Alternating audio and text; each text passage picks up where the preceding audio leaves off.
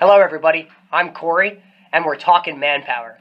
Today I've got Mr. J.B. Brown. He's the Civilian Branch Chief for the Manpower Allocation Division here in the Pentagon.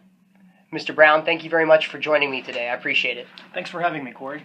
So what is the Manpower Allocation Division? What is it responsible for, and why is it important?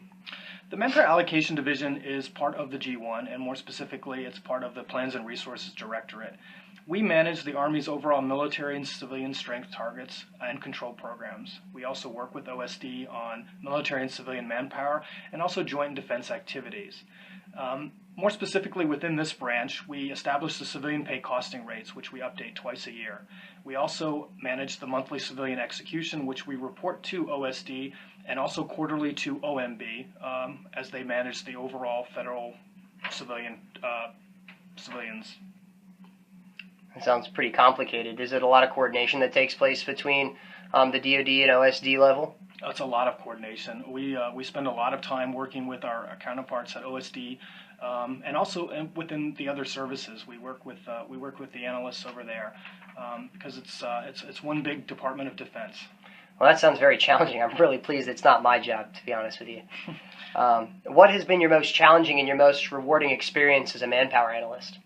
I think the most challenging part of this and any CP26 management analyst job is providing senior leaders with the relevant information to keep them informed and educated as they make decisions. And that has become very, very important over the last few years as we continue to draw down not only the civilians but also the military. So it's funny that you mentioned downsizing, because it's my next question here. How critical are manpower analysts in helping with these downsizing decisions? Very critical. We have an opportunity to shape decisions by identifying efficiencies and knowing where to assume risk, and that's become very, very key. There is no more low-hanging fruit for the downsizing, and so being able to identify efficiencies is really the best way to achieve some of the savings that we've had to take. So how can we as a manpower community better prepare fellow management analysts for their role in this decision-making process? I think experience is still the key. Interns rotate jobs, they get a lot of training, a lot of opportunities, and I think that is something that all analysts, all CP26 analysts could benefit from. There's always opportunities for details, for task forces. There's certainly lots of training opportunities, and I think as CP26 analysts, we need to take advantage of those so that we are fully prepared and fully educated about our jobs and about what we can do. So it's kind of a lot like what the CP26 Proponency Office says a lot when they say, stretch yourself. Don't just, be solely focused on your one job. Get out there and experience the different aspects of the Army and the different aspects of what it means to be a management analyst. Absolutely. So let's switch gears here. You spent a lot of time working in Germany. So how does the role of a manpower analyst differ overseas than it does here in the continental U.S.? Well, I suppose it depends on where you work. If you're working here at HQDA, you have many bosses. The Secretary of the Army, the Chief of Staff of the Army, and then all the way down. You're working for all of those people. When you work overseas, you're probably going to be working at a command, and so you have one boss. There's one 3- or 4-star general who's in charge, and he sets the direction, he sets the tone, and he sets the tempo. And I think that's sort of the biggest difference. Is your scope of work and the responsibilities. So you can just make that vision a little bit more clear than sometimes it's watered down from the Secretary of the Army who has an idea and everybody else has got an idea, and it just makes it a little bit more clear sometimes when it's just that one guy. Absolutely, yeah. So how did going overseas help you gain a wider, more appreciative view of manpower analysts and of the Army in general? I think mostly it was an opportunity to see a different aspect of the Army. I worked at U.S. Army Europe and 7th Army, and it was very interesting. Just knowing, working on things like seeing how the SOFA agreements and things. I would assume that would be very, very interesting.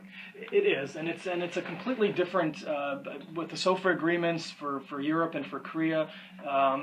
These are rules and guidelines and that were established many years ago that are still in place now, and so it adds a whole new dimension and a whole new level of effort when you're managing those. And it kind of goes without saying that a lot of coordination with the country that you're based in. You work very close with their army, correct? I would assume. You do, absolutely. And you keep them informed of all the types of decisions and stuff, so everybody's kind of on the same page. Right. So if a careerist wants to go overseas for this type of opportunity, how do they prepare? Well, I suppose the one of the biggest things is to probably learn a little bit of the language. I think there's two aspects, two challenges when you take a job overseas.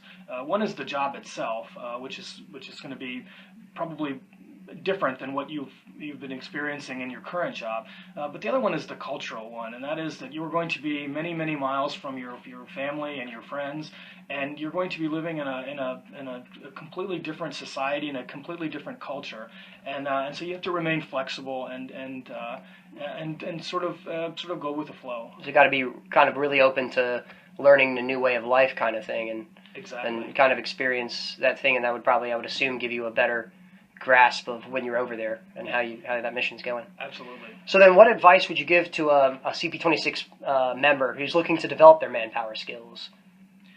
Overseas? No, just in general. Oh, in general? It's a little bit of what we talked about earlier is to take advantage of the opportunities, take advantage of training opportunities.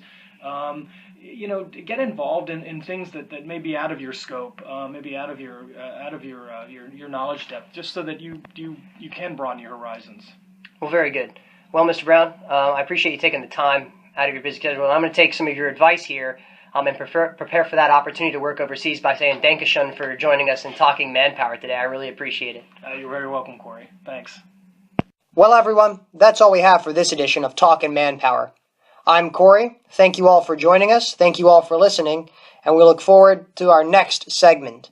In the meantime, feel free to like CP26 on Facebook, which is facebook.com/ArmyCP26, for the most up-to-date news and information from Career Program 26, Manpower and Force Managers. Until next time, have a great Army day.